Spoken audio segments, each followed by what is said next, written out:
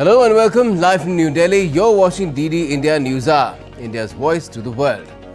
I'm Gautam Roy, and coming up in the next hour, India-Singapore elevate ties to a comprehensive strategic partnership. Prime Minister Narendra Modi meets his city-state counterpart Lawrence Wong. Both sides ink 4 pacts. Another school shooting shakes the US. Gunning at a Georgia high school leaves 4 dead.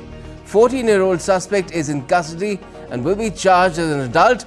President Joe Biden calls for common sense gun safety legislation. Benjamin Netanyahu reiterates that Israel will not leave Gaza's Philadelphia corridor until it's secure. The Hamas says the move is aimed at thwarting agreement.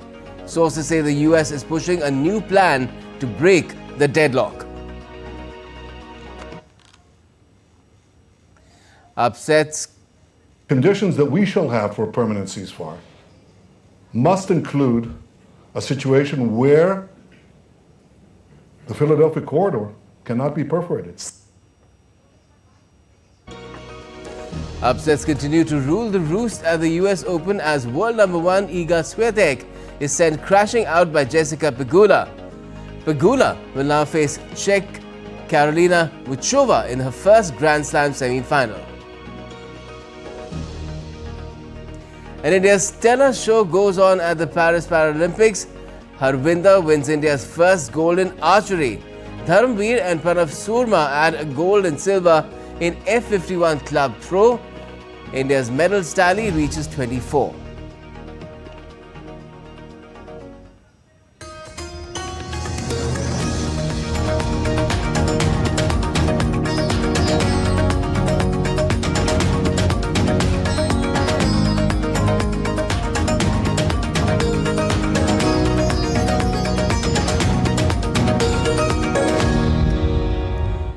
But first up, a new chapter has been written in India-Singapore ties with the establishment of a comprehensive strategic partnership today. Prime Minister Narendra Modi and his Singapore counterpart Lawrence Wong held a productive meeting at Singapore's Parliament House. Besides agreeing to elevating of ties to a comprehensive strategic partnership, the two leaders extensively reviewed various facets of the bilateral relationship.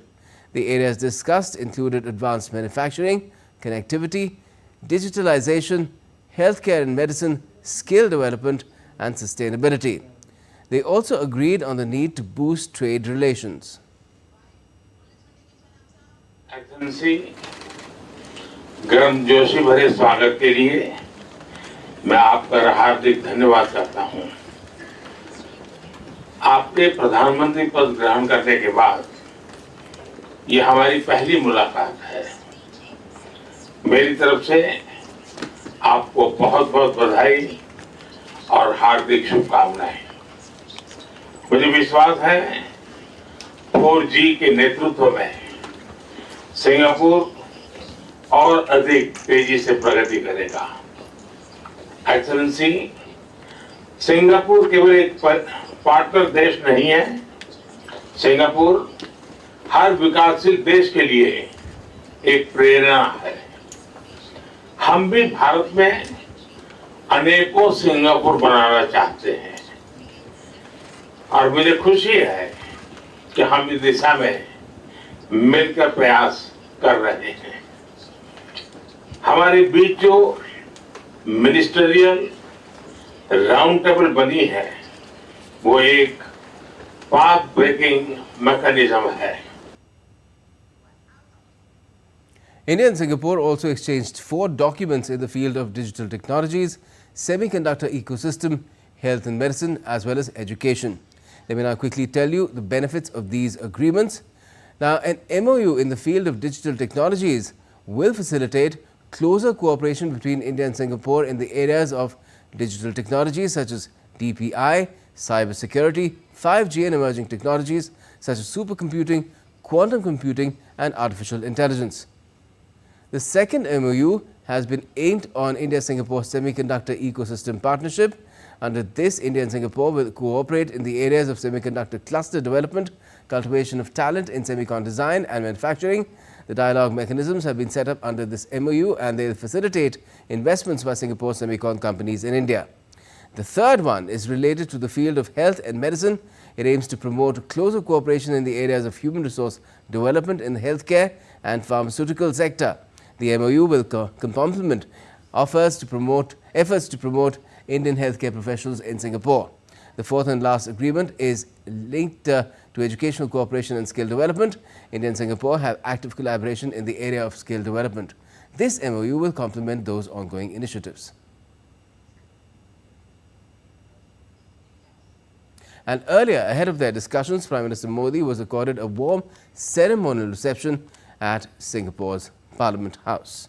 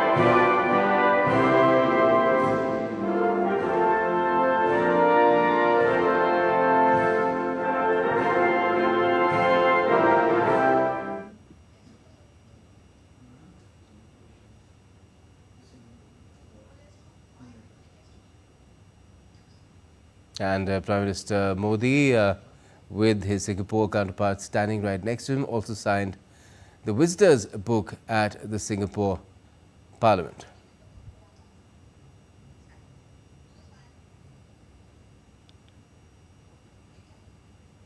Furthermore, boosting ties in the area of advanced manufacturing, Prime Minister Modi, along with the Singapore counterpart, explored synergies between the two countries at a semiconductor manufacturing facility in Singapore.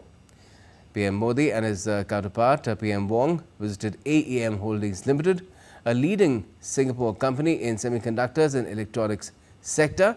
The two leaders held discussions with the stakeholders on opportunities for collaboration between India and Singapore in the field of semiconductors.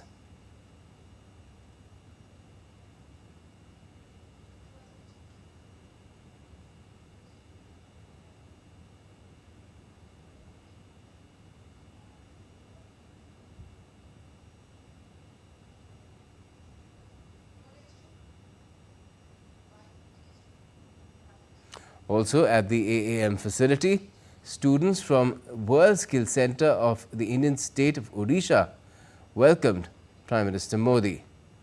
The students are attending an internship program there.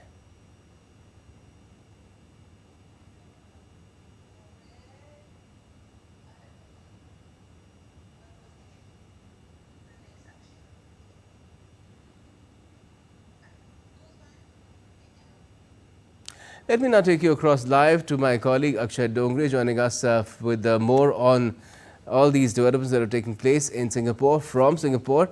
Well, good morning to you, Akshay. Quite a productive visit there from Prime Minister Narendra Modi. Now, how will these 4 MOUs be put into action, particularly where semiconductors are concerned, because India has a dedicated mission, a government-run mission in that area? Well, Gautam, that's a very valid question. In fact, now as far as these MOUs are concerned, they belong to a wide range of subjects as far as the implementation is concerned.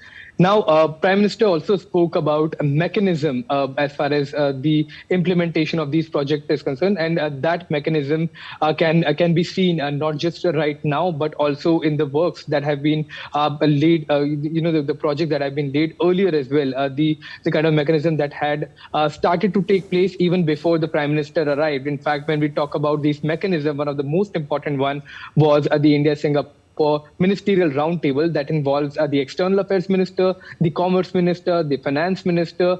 So 4 ministers from the Indian side, 6 ministers from Singapore side, to have regular discussions on the implementation of the strategies that are being implemented to boost ties between the two countries, to implement these projects that are planned between India and Singapore. Now, the MOUs that have been signed are from pharmaceutical sector. They pertain to the healthcare sector, connectivity, digitization. Then there is also education, vocational courses, semiconductors, advancement manufacturing, quantum computing. So there are a range of subjects that are covered by these memorandums of understanding that have been signed today. And as far as the implementation of these, wide range of subjects are concerned, the mechanism has already been laid down to ensure that a time-bound implementation of these projects is ensured, along with a roadmap that will be laid out for proper implementation of these projects. So along with the ISMR, that is one of its own kind of mechanism that India has implemented with Singapore, that it has with no other country. Similarly, for Singapore as well, ISMR is a very unique kind of mechanism that has been placed at the government-to-government level.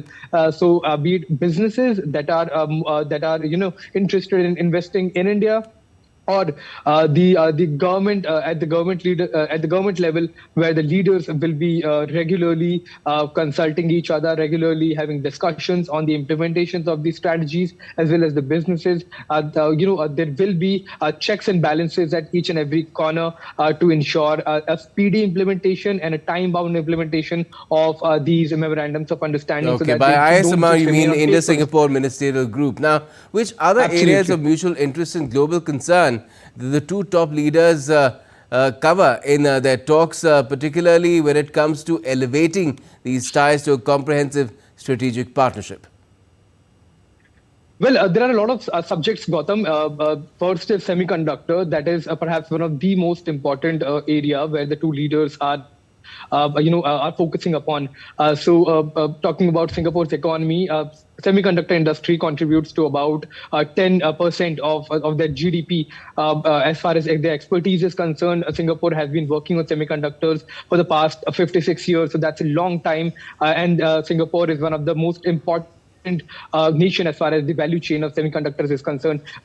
India is an untapped resource for Singapore, be it the human resources, the skilled labor, skilled workforce, or the kind of pro-business policy that are implemented in India, or that have been implemented in India, the pro-business environment that has been created by the Modi government, especially the Make in India initiatives. Semiconductor industry from Singapore, the technology will be coming to India that can become a manufacturing hub, which will not just be beneficial for the two countries, but at a global semiconductor industry level, it is going to be a big boost. Apart from semiconductor technology, there is going to be other advanced manufacturing that will be focused, including the aviation technology that is also quite advanced in Singapore. Smart city projects that are going on in India have a lot to learn from the way Singapore has implemented this project across the country. Be it transportation, be it garbage disposal, be it connectivity, telecommunication. So all of these areas that are crucial for the implementation and working and integration of a smart city, they have been quite seamlessly installed here and integrated here in Singapore, that India also seeks to do. And as far as the resources are concerned, Singapore expects the vast resources that India can provide and the vast market that it can tap onto to be available to the Singapore businesses. Sounds great, Akshay. Sounds great. Thanks, Akshay, for joining us from Singapore with those details. And still to come on DD India News Hour. UN Nuclear Energy Chief Rafael Grossi says Europe's biggest nuclear power plant in Zaporizhia may have to be demolished. Postal voting process is underway for the Sri Lankan presidential elections. And 3,000 acres of forest burns in California with a status of 0% contained.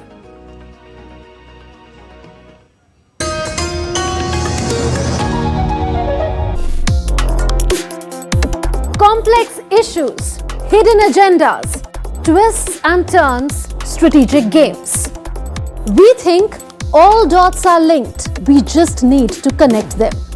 Join me every week as I connect the dots to unravel hidden designs in statecraft, mysteries, and decode issues that matter to you. Watch Connecting the Dots with me at these times on DD India.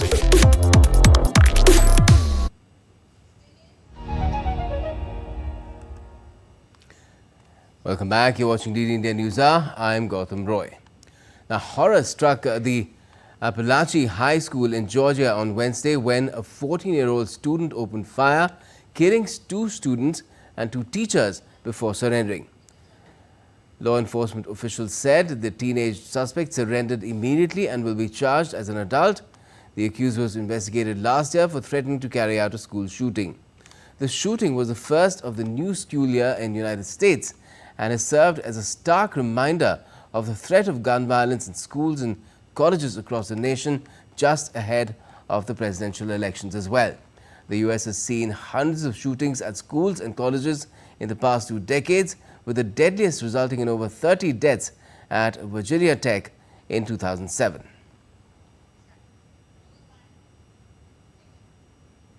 The White House said in a statement that President Joe Biden had been briefed on the shooting and his administration will continue coordinating with federal, state and local officials.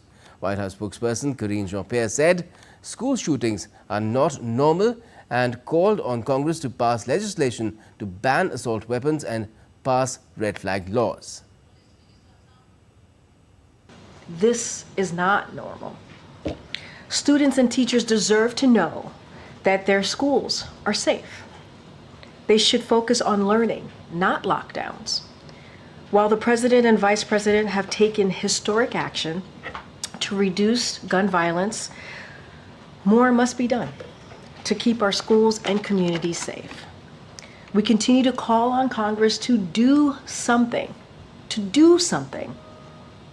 We need universal background checks. We need to ban assault weapons and high-capacity magazines, require safe storage of firearms. And U.S. Vice President and Democratic presidential nominee Kamala Harris called the shooting at Georgia High School as a senseless tragedy during a campaign stop in New Hampshire. This is just a senseless tragedy on top of so many senseless tragedies. And it's just outrageous that every day in our country, in the United States of America, that parents have to send their children to school worried about whether or not their child will come home alive. It's senseless. It is. We've got to stop it. And we have to end this epidemic of gun violence in our country once and for all.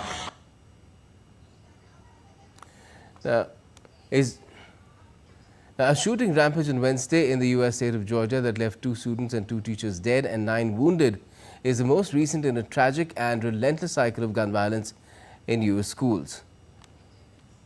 Here are some of America's deadliest classroom gun massacres in the last quarter century. On the 20th of April 1999, 2 teenagers killed 12 students and 1 teacher at the Columbine High School, wounding many students there.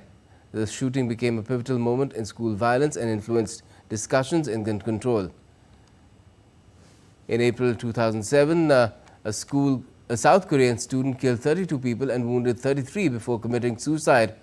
On the 16th of April 2007 at the Virginia Tech Institute, the massacre highlighted severe issues in campus security and mental health. A 20-year-old school shooter killed 20 children and 6 adults at Sandy Hook Elementary School before taking his own life in 2012. A former student killed 14 students and 3 staff members at Marjorie Stoneham Douglas High School on the 14th of February 2018, that's Valentine's Day. A 17-year-old student also killed 10 people, including 8 students at Santa Fe High School in Texas in 2018. An 18-year-old gunman killed 19 students and 2 teachers at Robb Elementary School in Uvalde in Texas on the 24th of May 2022. Delay in police response, with officers waiting over an hour outside the classrooms, faced heavy criticism. Israeli Prime Minister Benjamin Netanyahu said on Wednesday that Tel Aviv will only agree to a permanent ceasefire in Gaza that guarantees the border area between southern Gaza and Egypt could never be used as a lifeline for Hamas. Netanyahu repeated his outright rejection of a withdrawal from the Philadelphia corridor in the first phase of a deal expected to last 42 days, saying international pressure would make it effectively impossible to return. For a permanent ceasefire to be agreed upon after that, Israel would need guarantees that whoever ran post-war Gaza would be able to prevent the corridor from being used as a route for smuggling weapons and supplies for the Hamas. Netanyahu also said that the Hamas had rejected all elements of a proposal for a ceasefire in Gaza that would help facilitate the release of hostages. We're committed to achieving our goals. All three goals: destroying Hamas's military and governing capabilities, releasing all our hostages, and ensuring that Gaza does not become a threat to Israel anymore. And all these require standing firm on the things that will ensure the achievement of these goals. And with God's help, and with our people's will, and with the courage of our soldiers, we'll achieve all goals. And all three of those goals, all three of them, go through Israel's control of the Philadelphia corridor. And it's obvious why. You want to destroy Hamas's military and governing capabilities, you can't let Hamas rearm. It's obvious. So you have to control the corridor. And in turn, the Hamas has accused Netanyahu over a statement saying Israel's Prime Minister sought to thwart an agreement by insisting that Tel Aviv will not withdraw from the Philadelphia corridor in southern Gaza. It also said there was no need for new ceasefire proposals for Gaza and the pressure should be put on Israel to agree to a U.S. plan that the Islamist group had already accepted. Hamas said it accepted a 2nd of July proposal put forward by the United States. And now the U.S. is expected to present a new truce proposal aimed at breaking an impasse between the Hamas and Israel. Since U.S. Secretary of State Antony Blinken's latest tour of the region last month failed to produce a breakthrough, mediators have kept up working-level discussions and those talks are continuing. The new proposal aims to work out the major sticking points behind a month-long impasse in talks mediated by the United States, Qatar and Egypt, seeking a truce in the conflict between Israel and the Hamas. Negotiators are still trying to hammer out solutions to two main obstacles. The first, U.S. official said a new draft accord could be produced next week or even sooner, and the revised plan would not be a final take-it-or-leave-it offer, and that Washington would continue working towards a ceasefire if it fell through.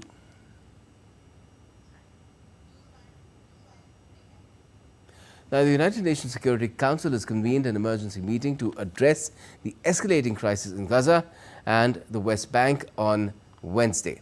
The meeting was requested by Algeria to highlight urgent calls for a ceasefire, humanitarian aid access and the release of hostages in the aftermath of the 7th of October terrorist attack. UN Secretary General Antonio Guterres has condemned the violence. He said there is no safe place in Gaza as nearly 2 million people face displacement and severe humanitarian challenges. At the meeting, Palestinian UN Ambassador Riyad Mansour accused Israel of waging a full-scale war against the Palestinian people. Israel has unleashed a full-fledged war against the Palestinian people. Israel is seeking to impose a military solution to the conflict by disappearing a nation. There is no denying these facts. From genocide to apartheid, Israel is showing the world its willingness and readiness to use the most despicable means to achieve its colonial aims.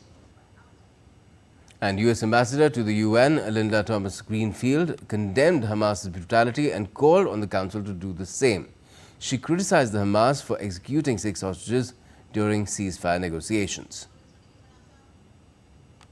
We're doing all we can to bring these Americans home and all the hostages home to their families.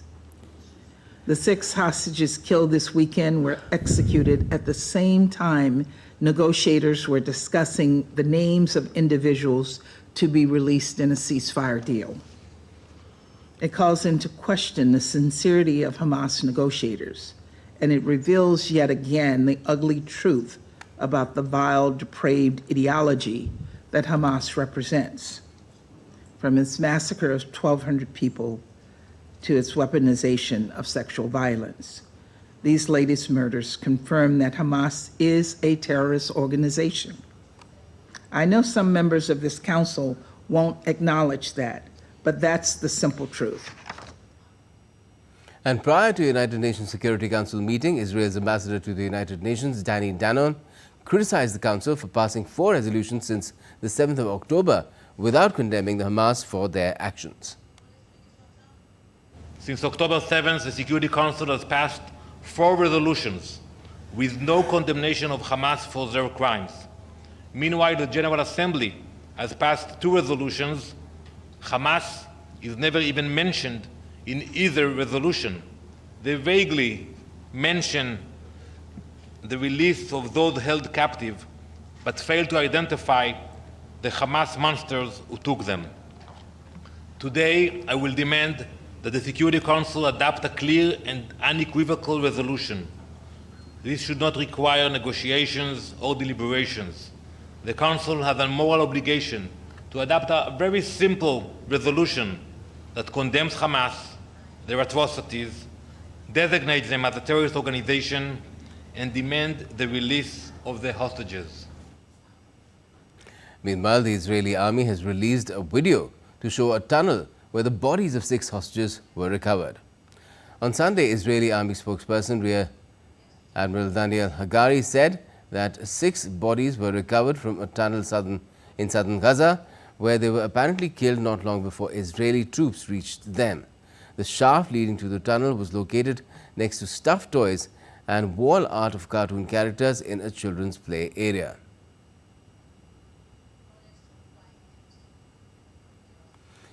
And thousands of mourners are on the streets of Jerusalem after the 6 hostage bodies were recovered. This triggered an outpouring of grief and rage among Israelis traumatized by one of the most devastating attacks in their country's history.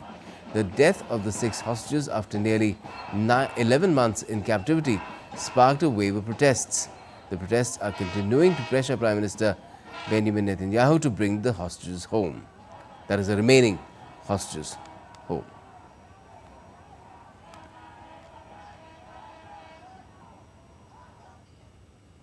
And now let's take a look at some of the other stories making news around the world as well. Well, the UN Nuclear Agency Chief Rafael Grossi visited the Russian-occupied Zaporizhzhia nuclear power plant in southwest Ukraine on Wednesday. Director of the International Atomic Energy Agency and his team inspected one of the cooling towers of the plant that caught fire last month. And after the inspection, Grossi said the situation there is very fragile and the plant would probably have to be demolished.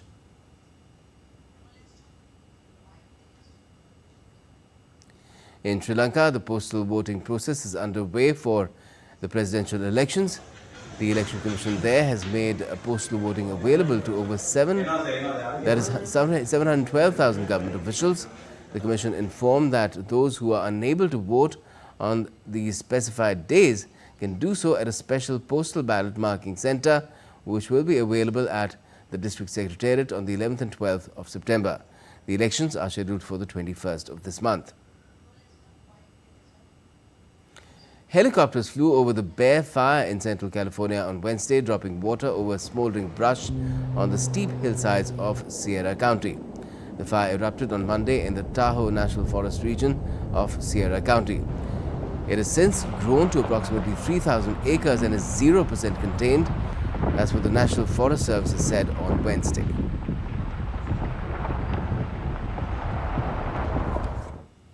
And still to come on DD India News Hour. India leads the world with 93% of recycled PET bottles being used to make polyester in the country. A rescue operation in Gujarat during heavy downpours ends in tragedy for 2 Coast Guard officials. And India is celebrating Teachers' Day today on the birth anniversary of its first Vice President and second President, Dr. Sarvapalli Radhakrishnan.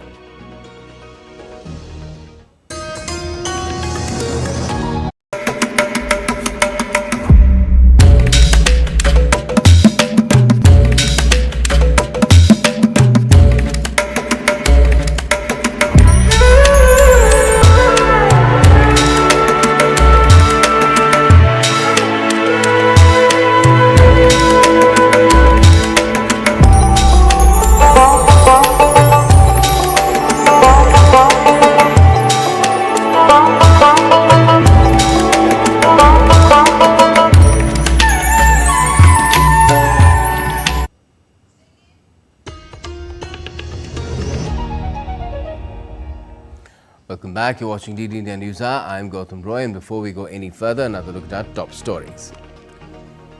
India-Singapore elevate ties to a comprehensive strategic partnership. Prime Minister Narendra Modi meets his city-state counterpart Lawrence Wong. Both sides ink 4 pacts.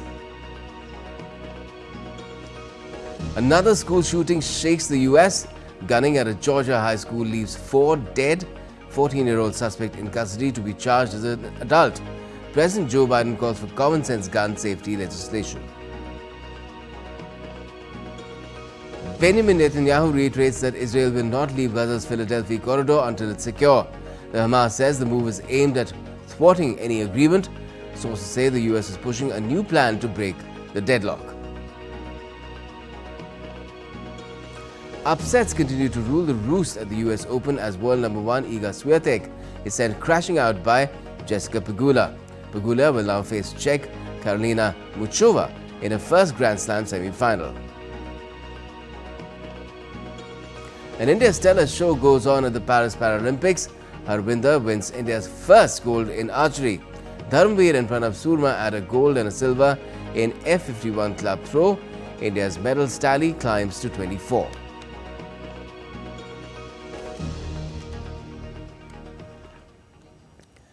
Well, the textile sector in India is on the cusp of a historic opportunity, with the world moving towards sustainable textiles. India leads the world with 93% of recycled PET bottles being used to make polyester in the country. So how does the textile industry look to make this sustainable march, but also fall in line with international standards in the window of opportunity before India? Anil Thomas has the details. The textile sector, one of the largest industries globally, has embraced innovative techniques that align with the UN Sustainable Development Goals. Today, the combined textile and apparel sectors contribute 8 to 10% of the global greenhouse gas emissions. Our ambition is not only to make India a hub for sustainable textiles, but also to inspire a global movement towards a more responsible industry. The path to a sustainable textile industry is a shared journey that requires commitment, collaboration, and innovation. The textile industry stands at a pivotal moment, grappling with a surge in sustainability mandates from global markets like the European Union, alongside evolving national regulations. There is a need to monitor, mitigate the risk of the entire supply chain. They have a jurisdiction within Europe and outside Europe.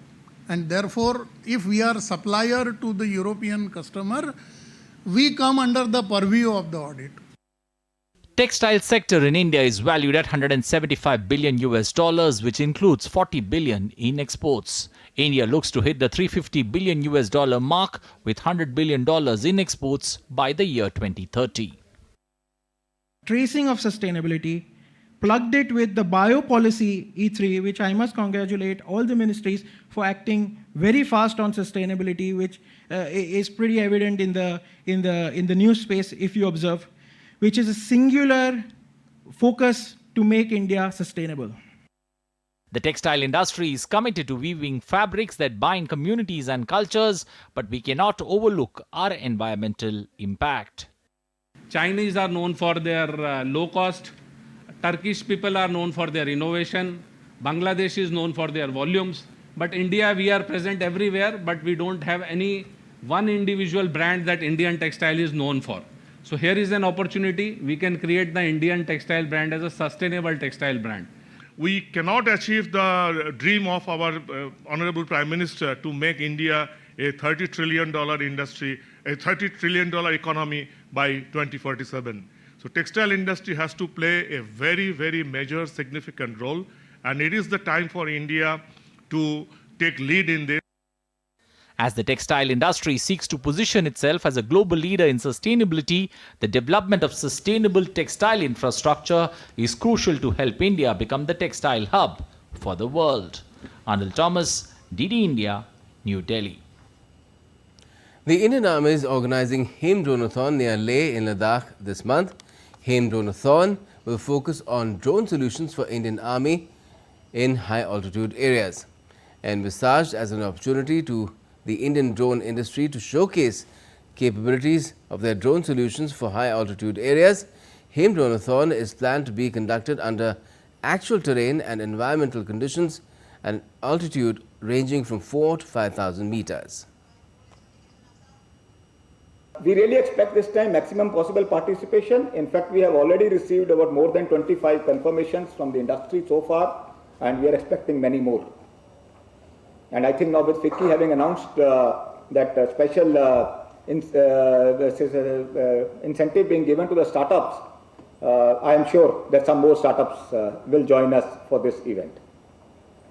And we are looking at 5 different categories of drones here.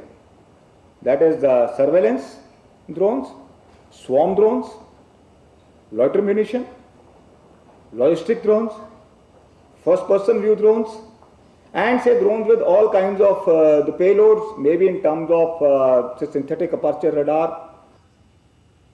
And now let's get you some weather-related news from around the world as well. Well, heavy rains have been lashing Niger since June. The rains have caused massive flash floods and have affected more than 700,000 people till date. As of Wednesday, the floods have caused the death of about 273 people, 121 of whom have drowned and 152 have died when their homes collapsed, according to the Niger Interior Ministry. Besides flash floods and landslides, the downpours have also caused destruction of one of the country's oldest mosques this week. The iconic mud building in Zinder, built in the mid-19th century, was completely wiped off after a massive downpour. The mosque, which was a symbol of Niger's second city, collapsed on Tuesday, with videos of the tragedy circulating widely on social media.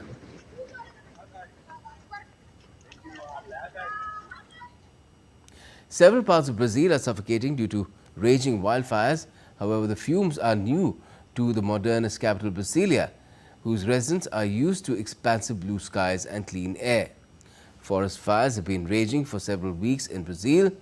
Firefighters succeeded on Wednesday in reducing the extent of a massive wildfire that blazed for 2 days and destroyed 20% of a forest outside the Brazilian capital, cloaking the city in clouds of grey-white smoke. The smoke engulfing Brasilia is a result of the fires near the capital, but also winds bringing in smoke from other regions, particularly the southeastern state of Sao Paulo, several hundred kilometers away, where bushfires devastated thousands of hectares of agricultural land last week. Suspecting arson, authorities say most of the fires there are human-caused.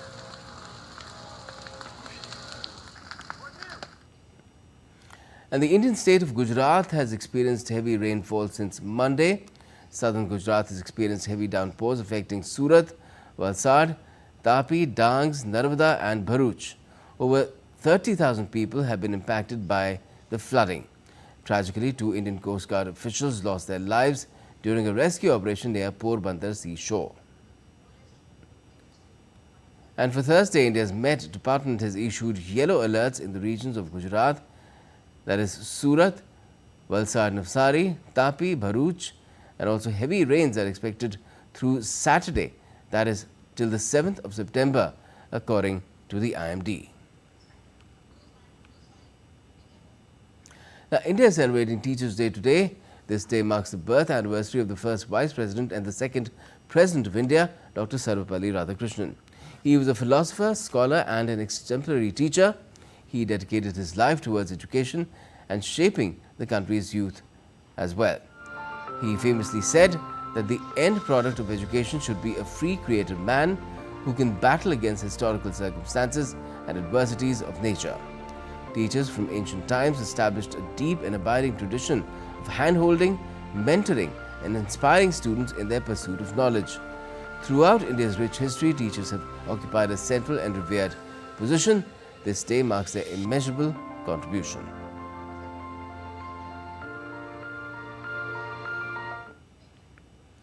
And India's Prime Minister Modi has extended best wishes on Teachers' Day, an occasion to express gratitude to all teachers who shape young minds. He paid tribute to Dr. Radhakrishnan on his birth anniversary as well. I believe when a teacher learns, a nation leads. Teacher की सबसे बड़ी जो strength होती है वो positivity होती है, सकारात्मक। और एक टीचर की भूमिका है जो व्यक्ति को रोशनी दिखाने की काम को करता है। मैं मन से मानता हूँ टीचर सर्वाधिक देश को बनाने में योगदान देने वाला ऐसा काम आपके पास है। आप देश बदल सकते हैं, जीवन बदल सकते हैं, आप सदी बदल सकते हैं। ये सामर्थ्य आपके अंदर होता है। विद्यार्थी का शिक्षा। Let's also take a look at some other stories making news around the country. Chief Minister of Northeastern Indian state of Assam, Hemant Biswa Sarma, inaugurated the Material Recovery Facility and Waste to Compost plant. Built at a cost of 5.75 crore rupees, the facility will be used for scientific disposal and effective management of waste.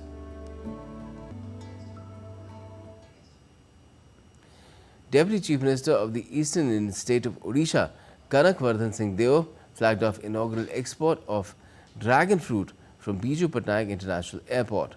He praised the hard work of farmers in reaching international markets and marked the event as a significant milestone in the state's agricultural journey. A 6-year-old girl in the North Indian state of Punjab, Anayasha Budhiraja, has achieved the Guinness World Record by writing 2 bilingual books on Sanskrit shlokas. The books, titled My Journey of Learning 100 Shlokas and How to Learn 100 Shlokas Easily, have earned her this prestigious recognition. And on the occasion of Teachers' Day being observed on the 5th of September, that's Thursday, the Amrit Udyan at India's President's house will be exclusively open to teachers. Apart from this, free shuttle bus service from Central Secretariat Metro Station to the destination will also be available for their convenience.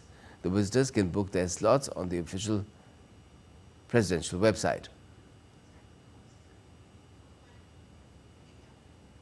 And still to come on DD India News. And as India celebrates Teachers' Day, we get you some of the reactions from teachers themselves.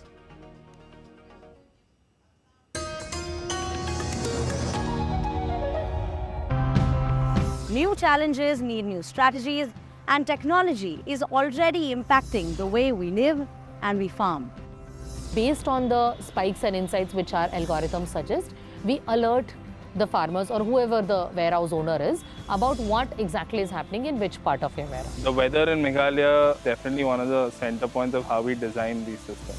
Then let's look at all of this together in terms of what are the solar irradiance that they're getting. Try and design a system that is designed to work in that situation. It's a pretty good living. Greenhouses have improved the lives of 80 or 90% of Almerians. Our supply chain is farm to door. We supply traders directly, bringing benefits to both.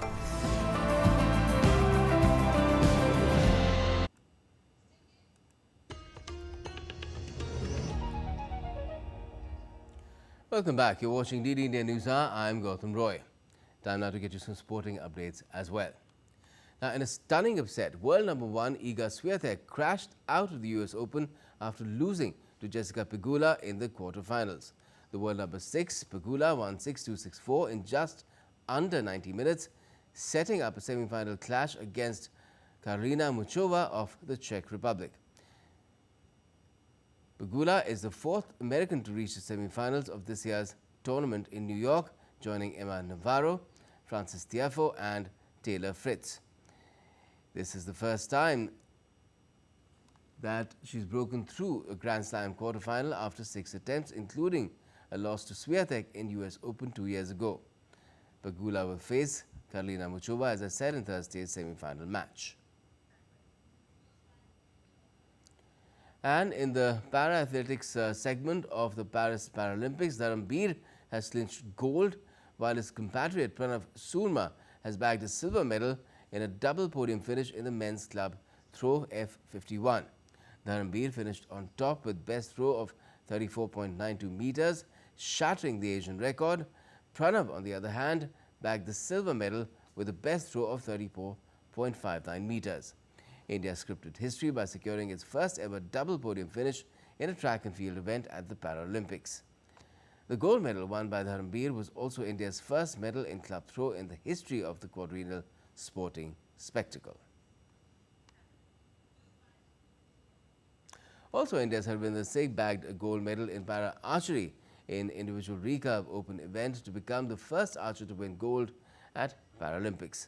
Harvinder Singh defeated Lukasz Cicek of Poland 6-0 to clinch the gold medal. And with this achievement, Harvinder has become the first and only Indian archer to win a gold medal at the Paralympics as well as the Olympics and secure medals in 2 consecutive editions of the Paralympics. This adds to India's archery success in Paris, where Rakesh Kumar and Sheetal Devi earlier won bronze medal in mixed team compound open.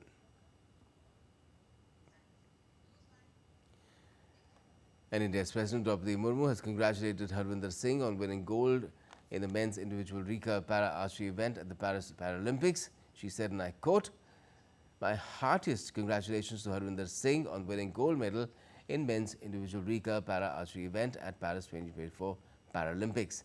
This is Harvinder's second medal at consecutive Paralympics and first ever gold medal in para-archery for India. His exceptional performance under tremendous pressure is inspirational. I wish he brings more glory to the tricolour." And India's Prime Minister also congratulated Harvinder Singh for his achievement. He said, and I quote, "A very special gold in para-archery. Congratulations to Harvinder Singh for winning the gold medal in the men's individual recurve open at the Paralympics 2024. His precision, focus and unwavering spirit are outstanding. India is very happy with his accomplishment." #Cheer for Bharat. Hollywood actors Lady Gaga and Joaquin Phoenix lit up the Venice Film Festival red carpet on Wednesday, premiering the eagerly awaited sequel to Todd Phillips' dark supervillain origin story, Joker. Joker, folia though, which is a mental affliction that is shared by 2 people in close proximity, picks up where the original movie ended. The 2019 film won the cherished Golden Lion Award at Venice in 2019. It sees Phoenix, who won a Best Actor Oscar for his performance in the original film, reprise his role as the crazed Arthur Fleck, while Lady Gaga joins the cast as Harley Quinn. Joker, Folie deux, is one of 21 titles competing for the Golden Lion Best Picture prize this year, with the winner being revealed on the 7th of September. The dream does not inspire the movie. The dream was just I had this dream that I was performing as Joker, doing songs, and I just called Todd because I thought there might be something there, and there wasn't. Well, yeah, it's something that Joaquin and I talked about all the time on the set of the first movie, was this idea that Arthur has music in him. And I think, you know, if you remember the first film, there are moments where he is just dancing for whatever the reason be. He's sort of a way of expressing what he's feeling. You know, I think the way that we approached music in this film was very special and extremely nuanced. I wouldn't necessarily say that this is actually a musical in a lot of ways. It's very different. The way that music is used is to really give the characters a way to express what they need to say, because the scene and just the dialogue is not enough. So Lady Gaga gets another meaning in the context of the film when you talk about mental afflictions. Now, BFI London Film Festival will kick off on the 9th of October with Steve McQueen's Second World War drama Blitz, starring Saoirse Ronan. Now, this year's lineup includes star-studded films like Angelina Jolie's Maria Callas biopic. Now, the new edition will also feature documentaries on Elton John and Twiggy and a diverse selection of world premieres. The festival, running until the 20th of October, promises a rich tapestry of cinematic experiences from globally acclaimed directors. So we have a lot of wonderful films that have premiered throughout the year at some of the biggest festivals in the world. So some great films from Cannes, some great films from Berlin, but also audiences will get to see all of the, the big awards films, the films that are now just premiering at Venice, Toronto, and then of course we have 39 world premiere films as well, which feels really exciting to have films that for the first time ever audiences will get to see them here in London. And the 49th edition of the Toronto Film Festival returns to Toronto on Thursday in full swing after 2 tumultuous years of Hollywood disruption.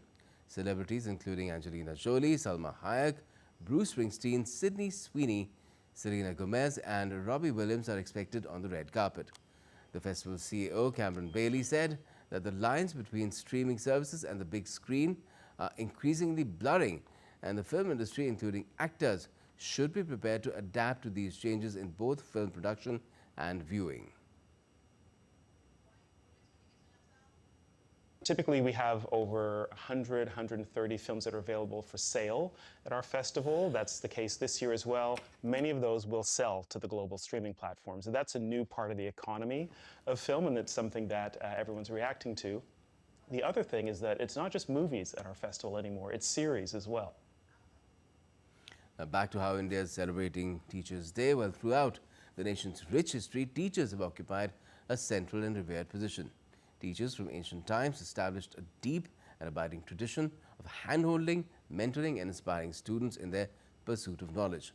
As India celebrates Teachers' Day on the birth anniversary of Dr. Sarvapalli Radhakrishnan, we are reminded of the profound contributions of our teachers towards nation building.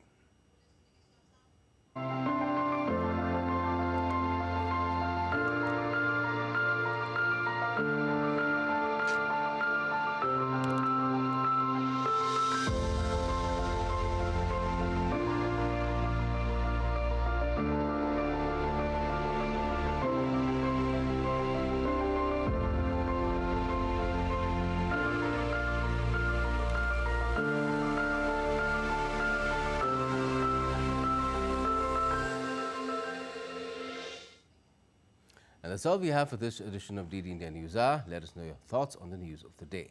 And for those on the go, you can get all the latest news and updates from India and across the world on DD India's mobile app. It's available on both Android and iOS. You can scan the QR code on the screen right now and download the app. We'll be back with more news as it breaks here on DD India.